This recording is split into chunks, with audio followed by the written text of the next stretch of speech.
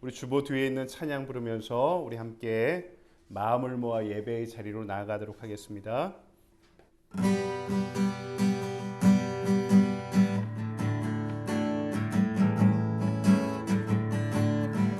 나의 참친구 예수보다 더 좋은 친구 없네. 예수보다 더 좋은 친구 없네. 예수보다 더 좋은 친구 없네. 예수보다 더 좋은 친구 없네. 괴로울 때 다가와서 마음의 평화 주는 신실하신 나의 참 친구. 외로울 때 찾아와서 친구가 되어주는 사랑 많은 나의 참 친구. 주 예수 사랑하리라. 나의 생명 다할 때까지 주 예수 사랑하리라. 나의 생명 다할 때까지. 예수 사랑 참 좋은 예수 사랑. 예수 사랑 참 좋은 예수 사랑. 예수 사랑 참 좋은 예수 사랑. 예수 사랑 참 좋은 예수 사랑.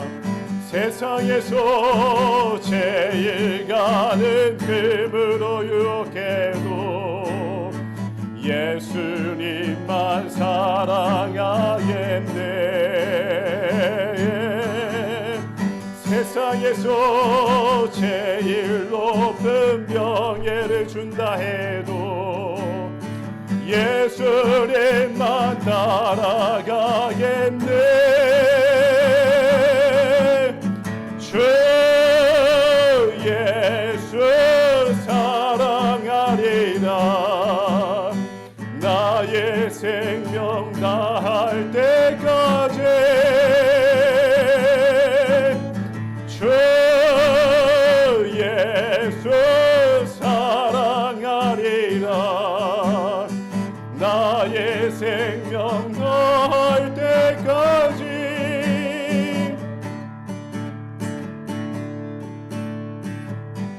우리 그 옆에 있는 찬양 한번 불러볼까요? 오직 예수뿐이네. 은혜 아니면 살아갈 수가 없네. 보응마저도 다 주의 것이니 세상 평안과 위로 내게 없어도 예수 오직 예수뿐이네. 그 신계획 다 볼 수도 없고 작은 고난에 지쳐도 주께 묶인 나의 모든 삶 버티고 견디게 하시네. 은혜 아니면 살아갈 수가 없네. 나의 모든 것 다 주께 맡기니 참된 평안과 위로 내게 주신 주 예수 오직 예수뿐이네. 크신 계획 크신 계획 다 볼 수도 없고 작은 고난에 지쳐도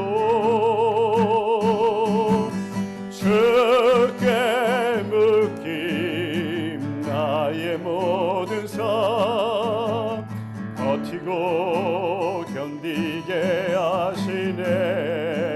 은혜 아니면 살아갈 수가 없네.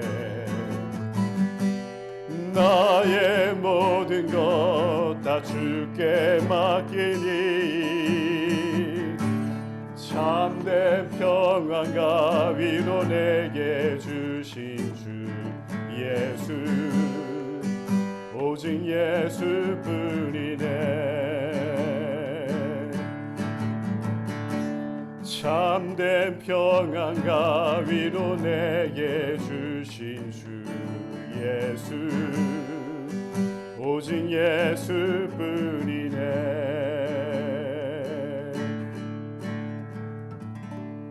아멘. 다 같이 사도신경으로 신앙 고백하시겠습니다. 전능하사 천지를 만드신 하나님 아버지를 내가 믿사오며 그 외아들 우리 주 예수 그리스도를 믿사오니 이는 성령으로 잉태하사 동정녀 마리아에게 임하시고 본디오 빌라도에게 고난을 받으사 십자가에 못 박혀 죽으시고 장사한 지 사흘 만에 죽은 자 가운데서 다시 살아나시며 하늘에 오르사 전능하신 하나님 우편에 앉아 계시다가 저리로서 산자와 죽은 자를 심판하러 오시리라. 성령을 믿사오며 거룩한 공예와 성도가 서로 교통하는 것과 죄를 사하여 주시는 것과 몸이 다시 사는 것과 영원히 사는 것을 믿사옵나이다. 아멘. 다 같이 자리에서 일어나셔서 우리 송영의 찬송 함께 부르겠습니다.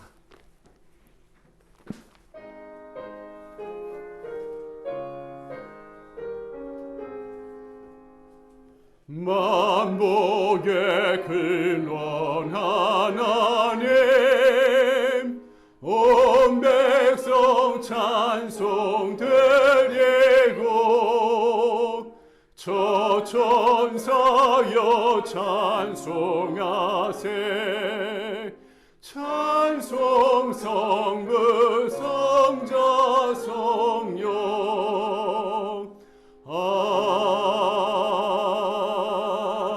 아멘. 오늘 이 시간에 예배를 위해서 김도영 집사님 나오셔서 대표로 기도 인도해 주시겠습니다. 같이 기도하시겠습니다.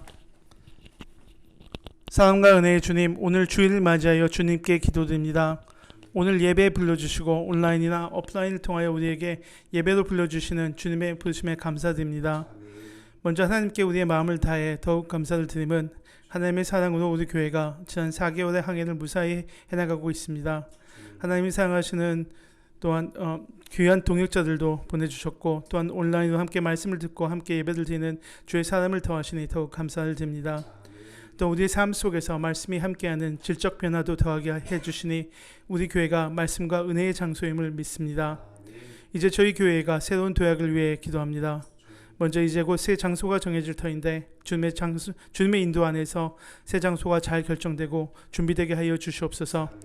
이제 그곳에서 우리의 주님의 준비하신 사역들을 준비하게 하시고 주일학교 또한 유스도 시작할 수 있도록 새로운 사역자도 주님이 보내주시기를 기도합니다. 주님이 이루시는 교회를 만드는데 저희가 쓸 수 있는 은혜와 영광을 주시길 기도합니다.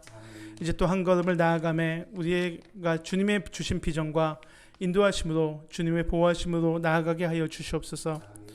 또한 아직 전쟁으로 고통받는 많은 사람들 또한 여러 가지 자연재해로 인해 핍박받는 많은 사람들 위해 기도합니다. 하나님, 우리가 직접 눈으로 보지는 못하지만 느끼진 못하지만 우리의 마음을 강팍하지 않게 하여 주사 그들을 위하는 마음으로 부드러운 마음을 가지게 하여 주시옵소서. 주님의 사랑하시는 사람들에게 주여 그 마음을 주시고 주님의 평화와 위로가 그곳에 있길 기도하며 하나님이 속히 주님의 손길이 그곳에 닿기를 기도합니다. 또한 우리 성도들과 이 말씀을 나눈 많은 분들 중 혹시 병 중에 고난 중에 환난 중에 있는 분들 위해 기도합니다. 주의 아픔을 치유하시고 환난을 이기게 하여 주시옵고 또한 그 더 성숙한 믿음으로 더 자라나게 하여 주시옵소서. 오늘 말씀을 전하신 목사님에게 주의 능력을 더하여 말씀 가운데 주님의 뜻이 담기게 하여 주시옵고 그 말씀을 우리에게 역사하게 하여 주시옵소서. 그리고 많은 아직 주의 뜻을 기다리며 주의 말씀을 사모하는 성도들에게 닿을 수 있게 하여 주시옵고 그들이 말씀을 들음으로 하나님을 향한 믿음이 회복되게 하시고 말씀이 위로가 되게 하여 주시옵고 어떤 이에게는 고난 중에 은혜가 되게 하여 주시옵고 믿음의 회복의 역사가 있게 하여 주시옵소서. 오늘 주의 이름으로 이곳에 모여 예배를 드리오니 주가 저희와 함께 계심을 믿사오며 주의 말씀이 또한 세상에 전해질 때 그 또한 하나님의 역사가 될 줄 믿사오며 오직 이 모든 말씀 우리 사랑하는 예수 그리스도의 이름으로 기도하옵나이다. 아멘. 감사합니다. 오늘 예배 나오신 여러분들을 주님의 이름으로 환영하고 축복합니다. 앞뒤 좌우로 한번 인사 나눌까요? 사랑합니다. 환영합니다. 축복합니다. 우리 예배당이 꽉 차서요. 이제 장소가 모자랄 것 같아서 장소를 이전하려고 합니다. 우리 남자분들이 이번 주에 여러 군데도 함께 보게 되었는데요. 이제 결정 과정 가운데 정보가 우리한테 오면은 다 오픈해서 가능하면 우리 다음 주 예배 시간이라도 함께 장소를 비교하면서 좀 결정하려고 하고요. 한 군데는 미국 교회를 지금 우리가 빌리려고 알아보고 있는 상황이고요. 한 군데는 인근에 있는 피치트리 인더스트리얼 블루버드 선상에 있는 우리 학교를 빌리려고 합니다. 우리 두 장소 중에 한 군데로 결정하려고 하는데요. 학교가 지난주에 이사회를 해서 저희가 하는 오퍼에 대해서 함께 논의하는 시간을 가졌으리라 예상이 되는데요. 결과가 오는 대로 그 모든 정보를 여러분께 공개하고 가까운 시일 내에 우리 예배 장소가 빨리 옮겨질 수 있도록 계속해서 기도해 주시기 바라고, 그동안 4개월 이상 또 우리 예배 장소를 이 가운데 허락하신 우리 박종훈 집사님의 사업장을 위해서도 하나님의 축복받는 기업이 될 수 있도록 계속 기도해 주시길 바랍니다. 이번 주 성경 공부 성장반 3주차 진행합니다. 기도 담당자 주보에 기재되어 있는데 함께 본인 담당의 순서를 한번 확인해 주시기 바랍니다. 다른 광고는 주보를 참고해 주시고요. 이 시간 다 같이 찬송가 213장 1절 부르시면서 준비하신 예물을 하나님께 드리겠습니다.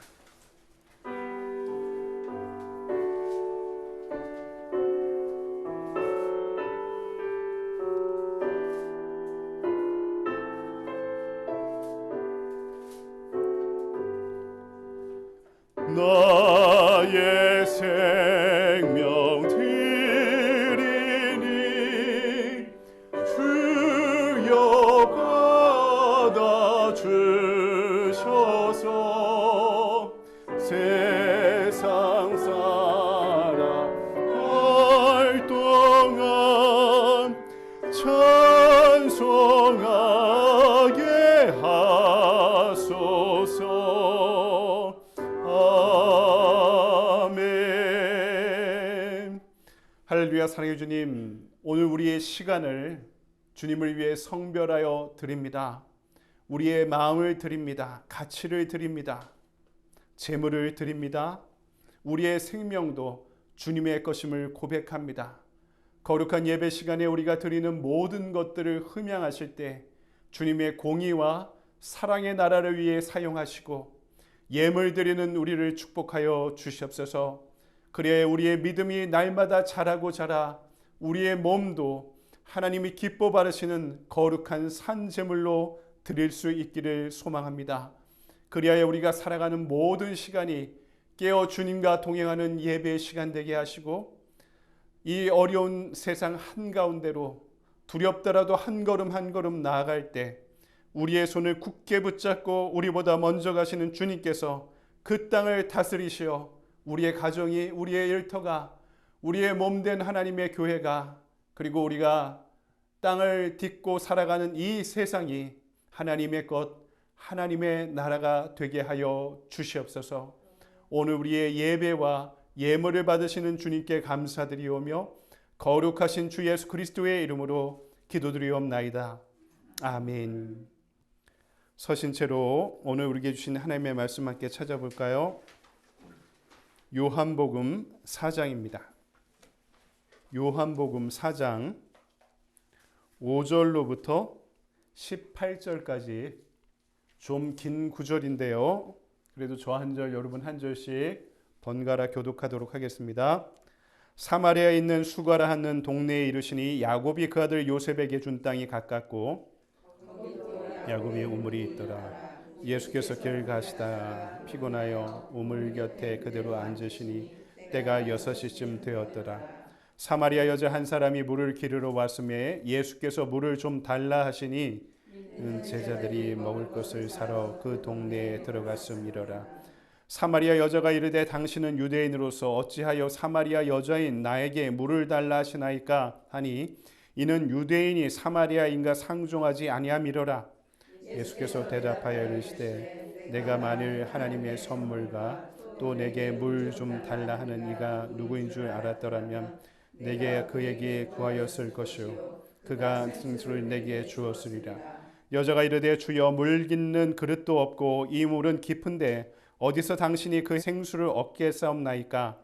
우리 조상 야곱이 이 우물을 우리에게 주셨고 여기서 자기와 자기 아들들과 짐승이 다 마셨는데 당신이 야곱보다 더 크니이까?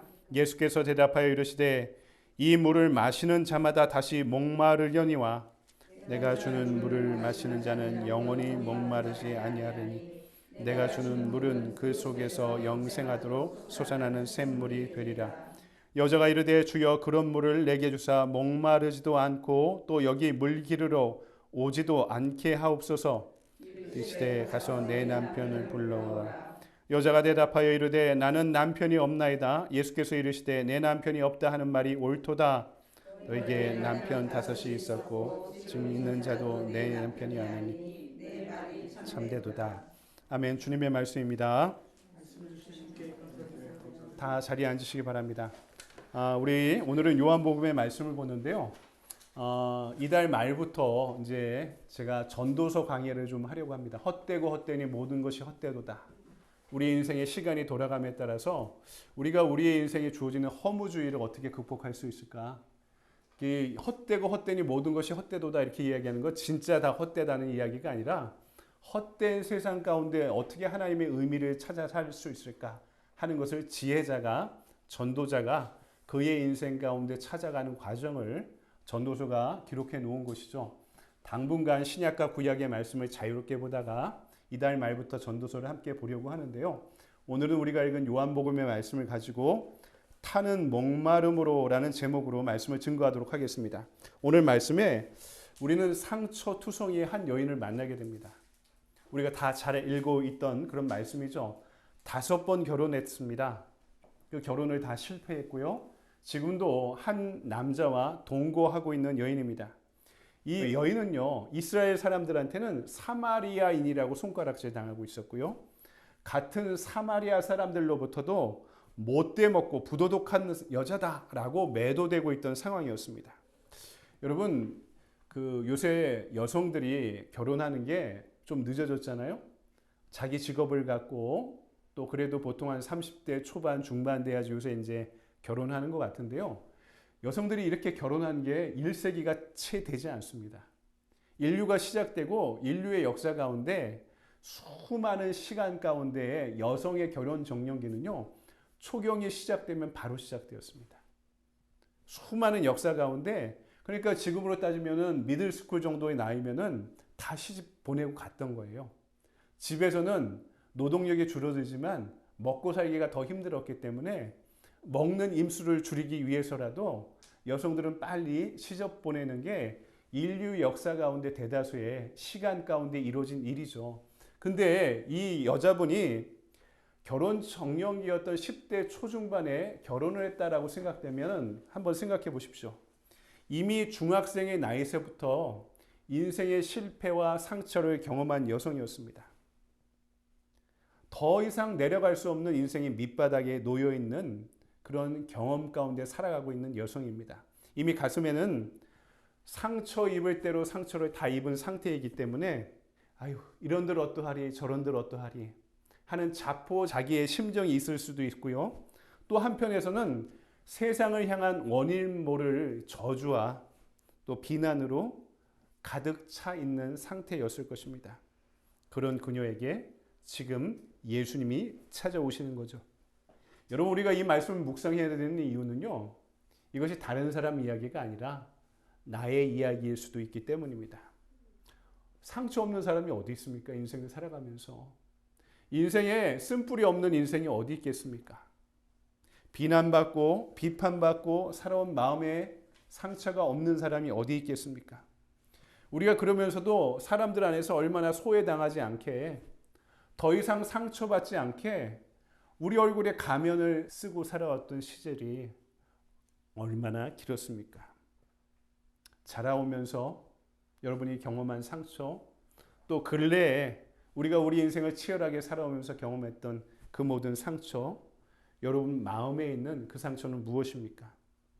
그 상처는 왜 생겼고, 지금까지, 지금 나이가 40, 50, 60, 70이 넘은 나에게 어떤 영향을 끼치고 있습니까? 오늘 말씀을 통해서 지금도 우리 안에 여전히 다가오시는 예수님의 손길을 한번 경험해 보시기 바랍니다.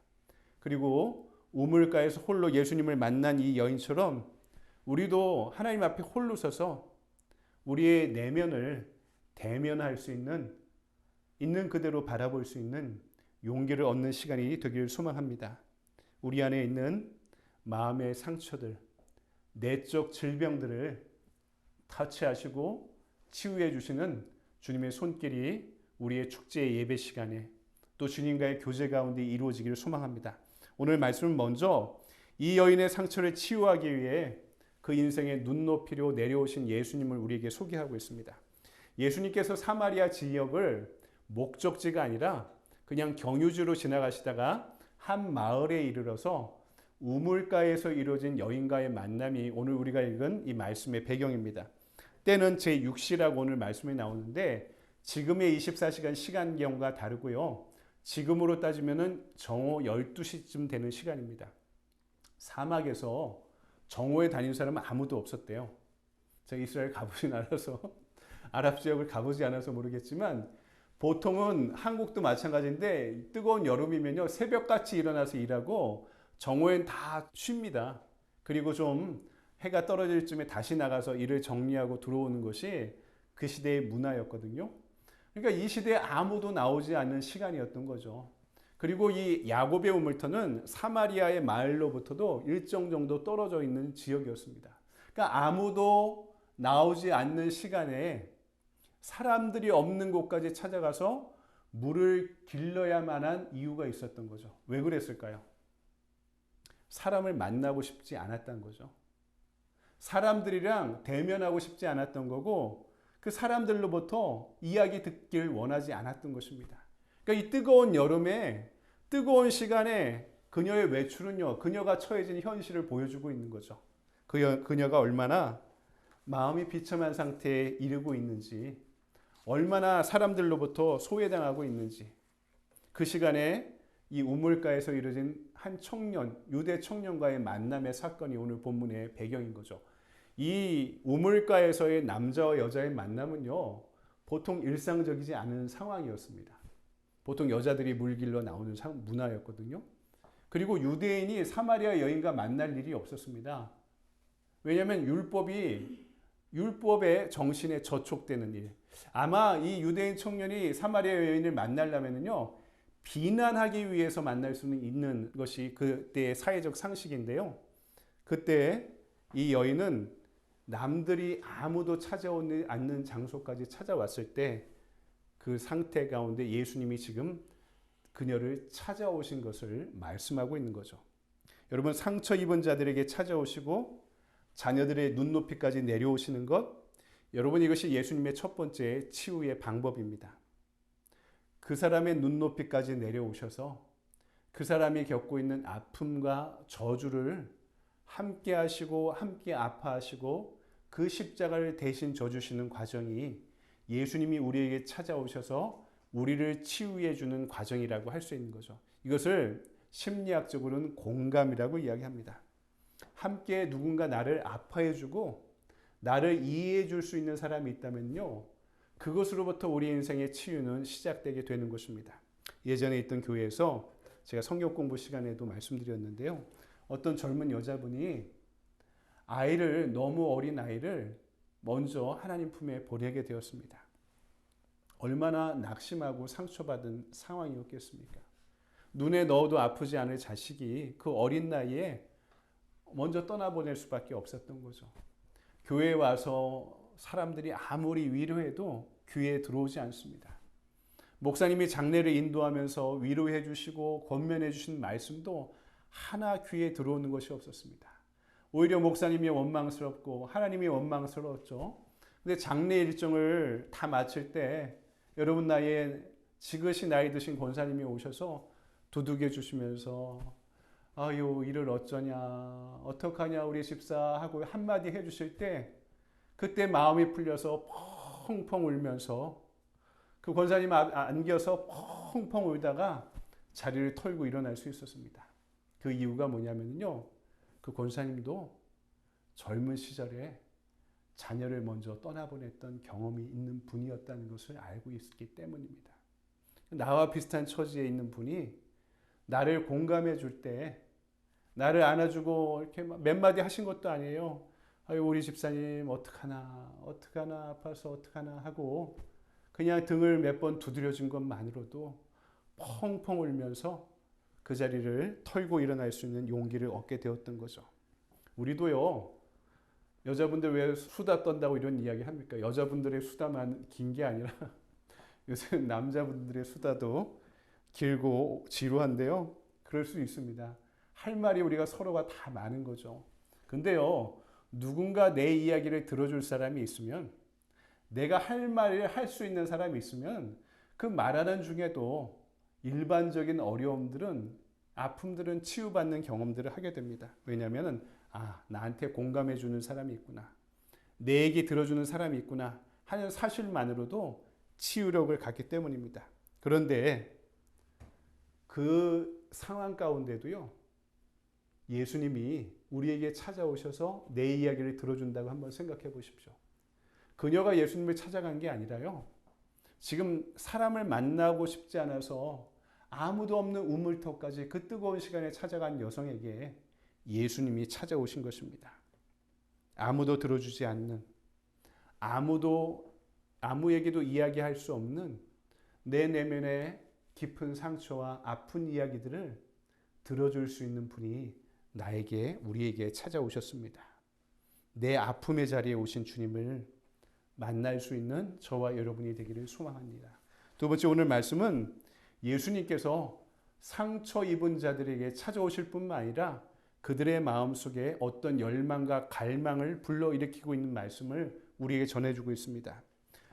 누군가 함께 아파해주는 사실만으로, 공감해주는 사실만으로도요, 내 상처가 치유되기 시작하는데, 근데 예수님의 치유는 여기서 끝나지 않고요, 사마리아 여인의 마음속에 어떤 깊은 갈망을 불러일으키고 있습니다.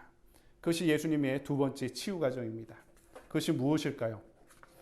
언젠가 한국에서 차를 타고 가는데 라디오를 들었습니다. 애청자의 사연을 들어주고 신청곡이 있으면 그 곡을 이제 라디오 DJ가 틀어주는데요. 사연도 기억나지 않고요, 노래 제목도 기억나지 않은데 가사 하나만은 기억나더라고요. 감미로운 음악이었는데 가사 중에 이런 내용이 있었습니다. 내일은 오늘보다 나을 거야. 찾아봤는데 이 노래가 어떤 노래인지 지금도 잘 모르겠더라고요. 근데 가사가 내일은 오늘보다 나을 거야 라는 가사였습니다. 지금까지 저한테 남아있는 가사인 거 보니까 이 가사가 제 귀에 꽂혀왔던 모양입니다. 20대 중반에 한참 시골에서 어렵게 목회하고 있던 상황이었는데, 내일은 오늘보다 좀 나을 거야. 그래, 나의 내일은 오늘보다 좀 나아지겠지 하는 소망을 그 노래를 들으면서 스스로 품었던 모양입니다. 근데 한번 생각해 보세요. 우리 인생에 내일이 없다고 생각해 본다면, 내일을 기대할 수 없다면 얼마나 답답하고 얼마나 또 억압적이고 힘든 인생이겠습니까? 이 여인이 그런 상황이었습니다. 내일은 오늘보다 좀 나을 거야. 이런 마음의 소망이 없던 여인이었던 거죠. 희망이 없었습니다. 오히려 내일은 지금보다 더 나빠지면 어떡하나 하는 걱정과 근심에 압도되어 있는 삶을 살고 있었습니다. 그런 여인에게 지금 예수님이 마음에 영혼의 어떤 갈망을 불러일으키고 계시는 거죠. 당신은 어찌 나 같은 비천한 사마리아 여인에게 물을 달라고 하시나요? 이렇게 질문하는 여인에게 예수님이 이렇게 답하시죠. 내가 하나님의 선물이 무엇인 줄 알고 지금 너에게 물을 달라고 하는 사람이 누구인지를 알면은 그에게 구하였을 것이고 그가 너에게 생수를 주었을 것이다. 이렇게 이야기하니까 여인이 깜짝 놀랍니다. 그럼 당신이 야곱보다 더 훌륭한 사람이란 말입니까? 이 앞뒤 문맥이 다 안 맞는 말 같은데요. 이 대화를 잘 읽어보면 때론 예수님이 동문서답하실 때도 많습니다. 근데 생수를 줄 것이다 그러니까 당신이 야곱보다 더 훌륭합니까? 이렇게 질문하는 이유는 뭐냐면 이게 야곱의 우물터였거든요. 그 옛날 야곱이 판 우물이었습니다. 근데 우리 한국에 시골 가면 우물 파면 우물이 깨끗하잖아요. 이스라엘 우물은 그렇게 깨끗한 우물이 없었어요. 흙이 모래가 잔뜩 섞인 우물들이 대부분의 우물이었기 때문에 이렇게 흙탕물이 우물로 나온 거죠. 그걸 정제하거나 가라앉혀서 그 위에 있는 물만 마시는 것이 일반적인 이 식수 생활이었는데요. 예수님이 생수를 준다니까 흙이 섞이지 않은 모래가 섞이지 않은 깨끗한 물을 준다니까 그런 우물을 이 여인이 경험해 본 적이 없는 거예요. 그럼 당신이 야곱보다 더 훌륭합니까? 이렇게 물어본 거죠. 예수님이 또 이렇게 말씀하십니다. 이 우물들을 먹는 사람은 계속 목마르겠지만 내가 주는 물을 먹는 사람은 영원히 목마르지 않은 영혼의 영생의 물이다. 예수님이 이 여인 안에 있는 어떤 갈증을 보고 있었던 거죠. 타는 목마름이 있던 여인이었던 것입니다. 이 여인의 목마름은요, 우리가 갖고 있는 목마름과 달랐어요. 물질적인 목마름이 아니었습니다. 중산층의 사람들이 느끼고 있는 그런 경제적인 절박함과 거리가 먼 목마름이었습니다. 오늘 본문에 등장하는 이 여인의 인생의 목마름, 타는 갈증은요, 우리가 갖고 있듯이 좋은 집, 좋은 차, 여유 있는 생활에 대한 그런 목마름이 전혀 아니었습니다. 이 여인의 목마름은 그저 하나였어요. 남들처럼 행복하게 살고 싶다. 그냥 남들처럼이라도 살아가고 싶다. 나를 사랑해주는 사람을 만나서, 나를 아껴주는 사람을 만나서 나도 사랑받고 사랑하며 살고 싶다라는 정상적인 지극히 평범한 삶에 대한 목마름이었습니다. 우리도 그렇죠. 때로는 인정받고 얼마나 사랑받고 싶어 합니까? 그런 그녀에게 예수님이 영원히 목마르지 않은 생수를 주겠다 말씀하시는 것이죠. 그때 그녀에게 알 수 없는 내면의 변화가 일어나기 시작합니다. 예수님이 그녀의 마음을, 영혼을 터치해 주실 때 성령께서 그녀 안에 역사하기 시작하십니다. 왠지 내 가슴이 따뜻해지는, 스스로 확신할 수 없지만 지금까지 나를 매도하고 손가락질하는 남성들과 저분은 뭔가 다른 것 같다는, 그리고 저분한테는 내 이야기를 해도 될 것 같다는, 내 안에 있는 어둠과 절망을 보여줘도 될 것 같다는 그런 영적인 변화와 갈망을 품기 시작합니다. 이제까지 매도당하고 비난당하며 살고 스스로를 보호하기 위해서 남들을 원망하고 저주하며 살던 여인이 나도 이제는 생수를 마시고 내 인생의 갈증을 해결하며 살아갈 수 있겠다라는 어떤 변화에 대한 욕구를 품기 시작합니다. 주님께서 그녀의 마음 깊숙한 곳에서 어떤 내적인 변화와 갈망을 불러일으키기 시작하셨던 것입니다. 우리가 주님을 만날 때 생기는 변화도 똑같습니다. 우리도 갈망을 품게 돼요. 어떤 열망을 품기 시작합니다. 여러분이 인생에 품고 있는 타는 목마름이 있다면, 어떤 갈증이 있다면 어떤 것입니까? 이런 거죠. 지금보다 더 나은 삶을 살고 싶다는, 내가 지금보다 더 나은 존재가 되고 싶다는 그런 열망이, 갈망이 우리 모두에게 있지 않습니까? 더 나은 존재가 되고 싶고, 더 나은 삶을 살고 싶고, 더 많이 사랑하고 싶고, 더 많이 사랑받고 싶고, 지극히 세속적인 것으로부터 하나님이 원하시는 거룩한 것을 향한 어떤 열망을 품고 싶은 마음을 우리가 모두 품고 있기 때문에 이 자리에 나온 것 아니고 또 이 자리에 예배 드리는 것 아닙니까? 이 어려운 개척교회에 나오셔서 여러분은 예배드리고 신앙생활을 함께 하는 이유가 어떤 새로운 교회에 대한 열망이 있고 지금과 다른 어떤 신앙생활을 하고자 하는 그런 영적 갈증이 있기 때문 아닙니까?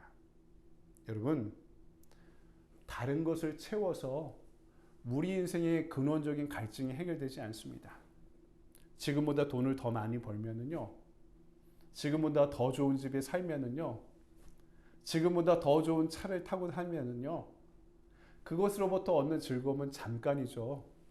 나보다 더 큰 집에 사는 사람들이 눈에 들어오기 시작하고, 나보다 더 돈 많이 버는 사람들이 눈에 들어오기 시작하고, 내 차보다 더 좋은 차 타고 다니는 사람들이 눈에 들어오기 시작하면 내 안에 또 다른 결핍에 눈을 뜨기 때문에 우리는 그것으로 인해 우리 인생의 문제가 해결되지 않는다는 것을 알고 있습니다.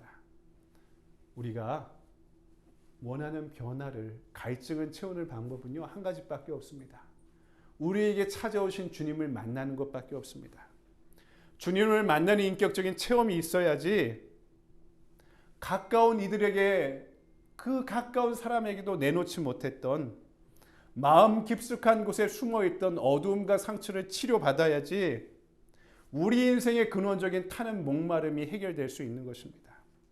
주님 앞에 나아갈 때 우리가 더 나은 사람이 될 수 있고 더 나은 존재가 될 수 있고 지금보다 또 다른 삶을 살아갈 수 있다는 열망을 품고 있어야지, 그리고 그 열망으로 주님을 만나야지 우리 삶의 변화가, 치유가, 회복이 시작될 줄 믿습니다. 그 열망이 구원의 완성을 향한, 우리 마음의 영혼의 치유를 위한 순례의 길에 우리를 끝까지 인도하게 될 줄 믿습니다. 마지막 세 번째, 예수님은 여인이 갖고 있던 인생의 근원적인 문제를 바라보게 만드시고 그녀를 치유해 주십니다. 이제 예수님과 대화하면서 여인의 마음의 문이 열리기 시작합니다. 어떤 열망이 생기기 시작합니다. 그녀는 지금 자기도 모르게 예수님을 만나면서 자기가 변화되고 치유되고 있다는 것을 경험해 가기 시작합니다. 그런데 예수님에게 말씀하죠. 이 여인이 이런 물을 내게 주사, 예수님이 이야기하는 생수를 이야기하는 거죠. 내가 목마르지 않고 또 여기 물길로 오지도 않게 하옵소서. 뭔가 대화의 핀트가 약간 벗어나 있습니다. 근데 이 여인의 요청에 대해 예수님이 또 엉뚱한 이야기를 하십니다. 동문서답을 하십니다. 뭐라고 이야기합니까? 물길로 더 이상 오기 싫다. 그 생수를 마시면 영원히 갈증이 없어진다고 하니까 한 번 먹고 끝나겠지 하고 생각한 거죠. 예수님이 뭐라고 말씀하십니까? 너희 남편을 데려오라. 물을 달라는 여인이 지금 그 물이 뭔지 모르고 있는 거예요. 자신의 인생의 목마름이 어떻게 해결돼야 될지 여인도 모르고 있었던 것입니다. 근데 그때 예수님이 남편을 데려오라 그러니까 이 여인이 경직되고 맙니다. 그동안 내 인생의 상처의 원인이 되었던 것들, 그 10대 초중반의 나이에서부터 얻었던 남자와의 실패한 만남 가운데 이뤄졌던 갖가지 비난과 상처, 관계 어려움이 남편이란 말 한가운데 이 한마디에 다 함축되어 있었던 것입니다. 그녀가 인생을 살아오면서 얻었던 만남과 헤어짐을 통해 얻었던 상처들, 그 과정에서 이웃으로부터 얻었던 무시와 불신들, 그리고 자기 자신이 공동체의 사회문화적인 요구에 부응하지 못한다는 그녀 자신의 모든 무력감들, 이 모든 것들이요, 너희 남편을 데려오라 하는 그 말 한마디에 다 들어가 있었던 것입니다. 그래서 남편을 데려오라는 것은 그 남편만을 이야기하는 것이 아니라 많은 남자들과의 만남과 헤어짐 가운데 경험한 모든 소망과 믿음과 절망과 저주와 상처, 분노와 수치까지 너 안에 있는 그 모든 어두움을 가지고 나한테 오라고 말씀하시는 것입니다. 생수를 먹기 전에 그 속에 있는 것들을 하나도 남김없이 주님 앞에 토해내듯 내어놓으라고 지금 말씀하고 있는 것이죠. 우리가 우리 삶이 치유되고 회복되기 위해서는요, 우리가 우리 자신을 대면할 수 있는 용기가 있어야 됩니다. 우리가 남들한테 이 나를 표현하지 않고요, 내 결점이나 내 한계나 내 죄를 다 숨기고 살아가지 않습니까? 그러면 시간이 지날수록 그것이 무의식 깊은 곳으로 숨어들어서요, 나도 모릅니다.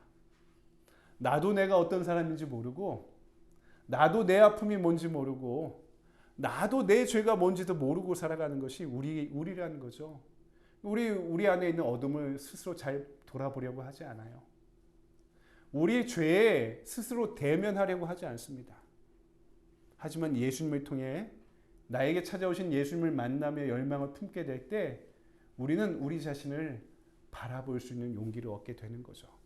그때 우리 안에 있는 어둠과 죄와 분노와 상처까지 그분 앞에 다 내려놓게 되는 것입니다. 그래서 치유의 과정은요, 숨 쉬는 것과 동일합니다. 성령 충만도 마찬가지인데 우리가 치유되고 회복되는 과정도요, 숨 쉬는 것과 동일합니다. 우리가 이게 숨을 들이마시는 것을 들숨이라고 하고 숨을 내뱉는 것을 날숨이라고 하잖아요. 들숨과 날숨이 있어야지 숨을 쉬죠. 숨이 깊어야지 건강해집니다. 여기서 숨을 쉬지 말고요, 우리 단전까지, 우리 속 깊은 곳까지 숨을 깊게 들이쉬고 깊게 내쉴 때 내 폐에 있는 찌꺼기 같은 산소들이, 잘못된 공기들이 다 뿜어져 나오는 거죠. 우리가 치유받는 과정도 마찬가지인 거죠. 내 안에 찌꺼기와 같은 오염된 모든 것들을 그분 앞에 토해내듯 뱉어낼 때 우리 안이 깨끗해질 수 있는 것입니다. 그리고 숨을 쉴 때 성령께서 내 안에 들어오시듯이 기도 가운데, 그분과의 만남 가운데 하나님의 기운이, 하나님의 것들이 나를 채우기 시작하는 것이죠. 그러니까 우리가 숨을 잘 쉬어야 됩니다. 어떻게 해요? 들숨과 날숨을. 날숨을 통해서는 우리 안에 있는 어두운 것들을 그분 앞에 토해내야 되고, 들숨을 통해서는 그분의 은혜와 사랑을 항상 품고 머금고 살아갈 때 우리가 치유되고 회복되어 가는 것이죠. 그렇죠, 여러분? 그동안 치유받고 싶으면서도 내가 자존심이 얼마나 높았습니까? 또 내 잘못된 습관이 얼마나 많았습니까? 또 죄가 얼마나 많습니까? 우리 안에 영적인 무기력이 얼마나 큽니까? 그러니까 그것 때문에 내려놓지 못했던 거죠. 여러분, 하지만 우리가 주님을 만나고 주님과의 풍요로운 교제권 가운데 있을 때 이제는 우리를 좀 내려놔도 돼요. 여러분, 인생 큰 거 없습니다. 그렇게 숨기고 그렇게 붙잡고 살아가지 않아도 됩니다. 이제는요, 내려놔도 되고요, 오픈해도 되고요, 토해놔도 된다는 것입니다. 그래야지 대면할 수 있고, 그래야지 그 어둠을 끊어낼 수 있는 것입니다. 제가 예전 한국일보에 실렸던 기사 하나를 소개하려고 합니다. 예전에 실렸던 기사인데요, 그 기사 내용을 제가 요약해서 그대로 한번 읽어볼게요. 수술도 불가능한 자궁경부암 3기 판정, 신용불량자 신세, 결핵에 걸린 남편, 끼니를 거르는 새 아이. 한국일보에 실렸던 이일선이라는 여자분의 이야기입니다. 그 당시에 이 여자분의 나이가 38살밖에 안 됐었습니다. 그녀의 비극은 IMF 외환위기 직전 빚을 얻어 목동 아파트를 사면서 시작됐습니다. 외환위기가 오자 집값은 폭락했고 설상가상으로 학원 강사를 하던 남편이 결핵에 걸리면서 이 부부는요, 론의 이자조차 갚지 못해 신용불량자 신세가 됩니다. 부부와 세 아이는요, 집을 잃어버리고 갈 데가 없어서 교회 지하실에서 교회가 주는 쌀과 김치로 끼니를 때우며 하루하루를 버티기 시작합니다. 힘든 나날 속에서 만성 피로와 부종, 통증이 시도 때도 없이 이일선 씨를, 그녀의 온몸을 파고들기 시작합니다. 그러나 병원을 아무리 찾아가도 원인을 밝혀내지 못했습니다. 그렇게 몇 년을 보내다가 2001년 신촌 세브란스 병원에서 임파선에 암세포가 전이된 자궁경부암 3기 진단을 받았습니다. 자궁경부암 3기는요, 더 이상 손을 쓸 수 없는 단계라고 하더라고요. 보통 사람이었으면 달랐겠지만 그녀는 달랐습니다. 절망했겠지만 그녀는 달랐습니다. 그 병명을 알고요, 지인들을 불러서 파티를 열었다고 합니다.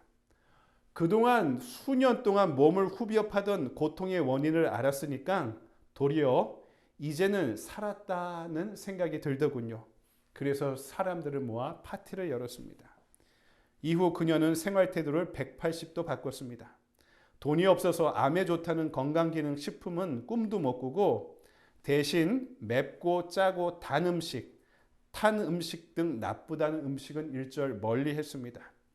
스포츠, 댄스, 레크리에이션 수업 등 기분 좋게 만들 수 있는 모든 수업을 찾아 복지관을 찾아다녔습니다. 웬만한 거리는 차를 타지 않고 걸어 다녔고요. 일주일에 2번에서 3번 이상 산을 오르기 시작했습니다.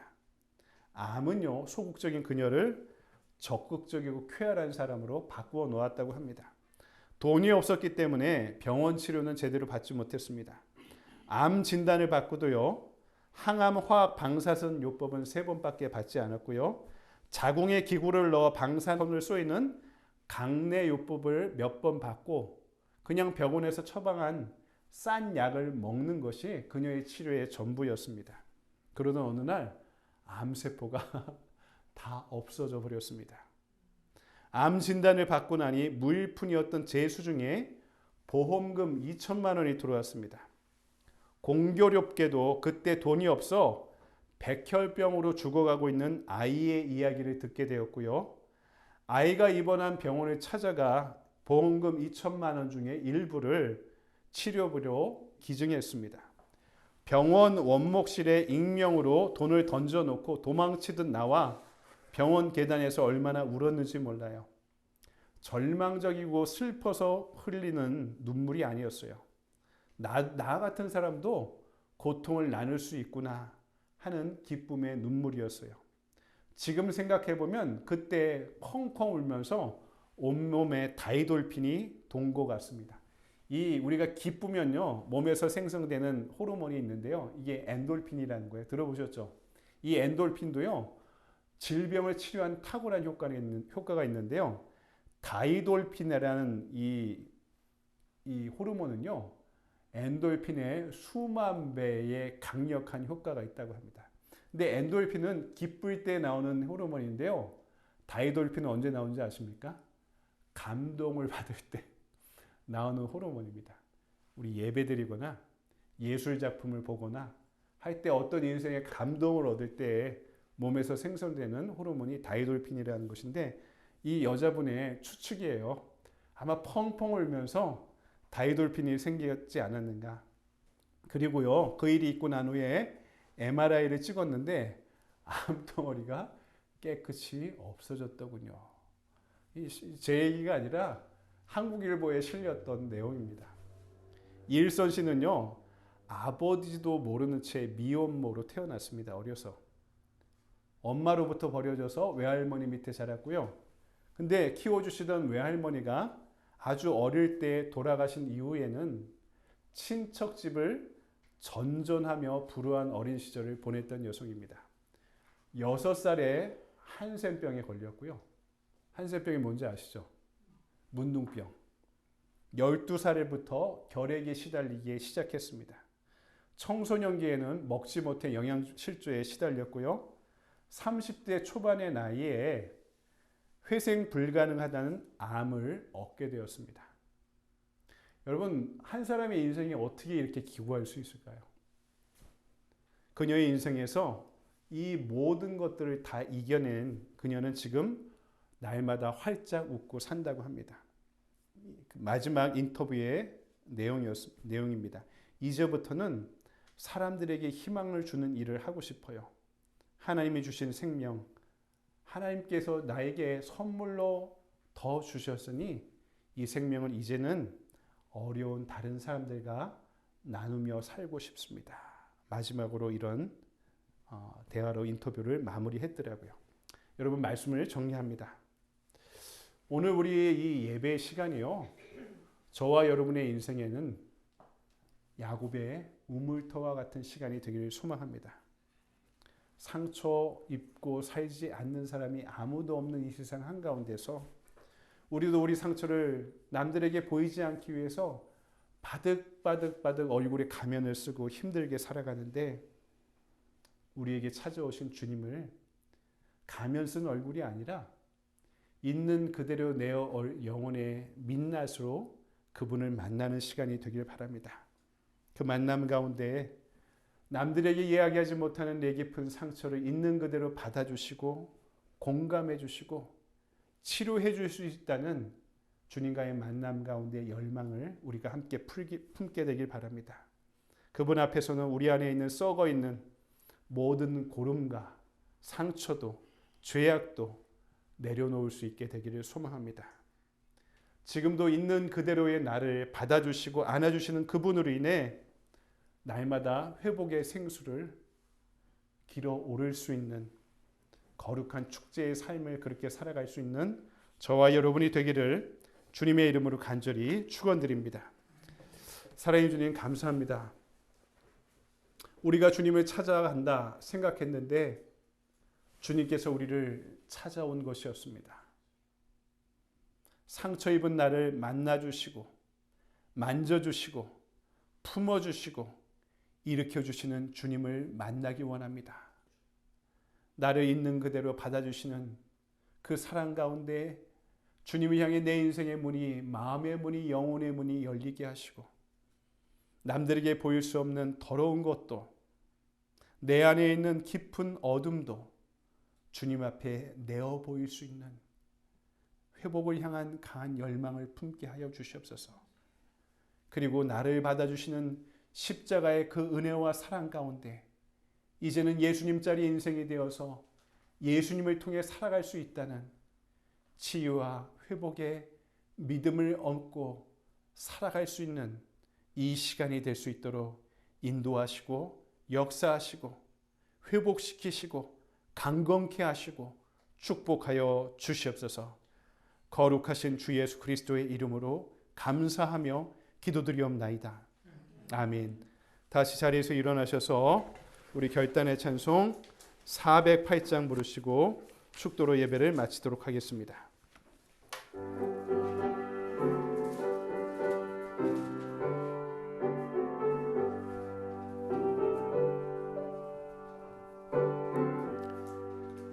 나 어느 곳에 있던 죄늘 마음이 편하다.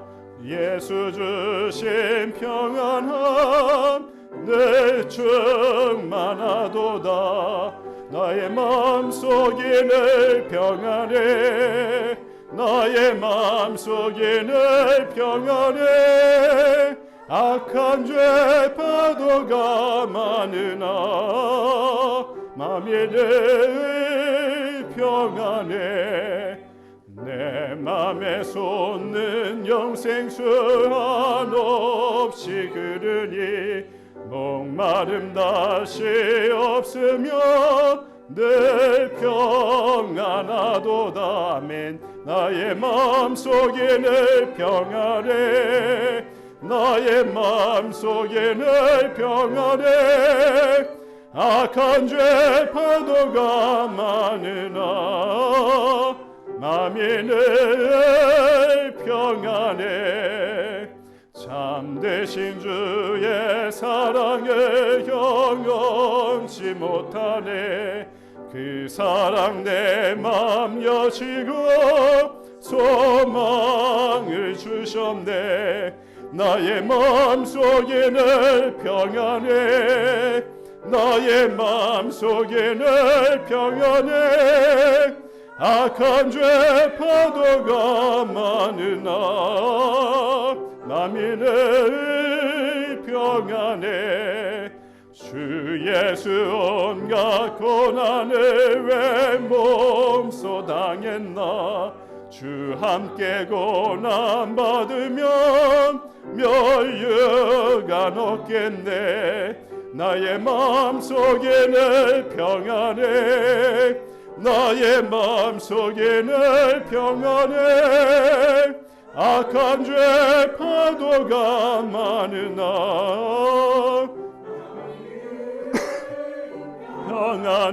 평안해. 아멘. 기도하겠습니다. 이제는 교회 머리 대신 예수 그리스도의 은혜와 우리를 있는 그대로 받아주시고 안아주시고 용서하시고 품어주시는 아버지 하나님의 영원하신 사랑과 오늘도 우리를 제자로 부르시고 우리의 땅끝을 향해 파송하시는 성령 하나님의 감화감동 역사하심이 오늘 이 예배의 자리에 야곱의 우물의 자리로 삼아 나를 위해 십자가의 은혜로 다가오신 주님을 만나고 교제하며 또 예배하며 생수를 향한 갈망을 품고 마음의 상처를 치유받고 회복되는 그런 주님의 자녀로 예배자로 살아가길 원하는 이 자리의 모든 성도들 위에 지금으로부터 영원토록 함께하여 주시옵기를 간절히 축원하옵나이다. 아멘.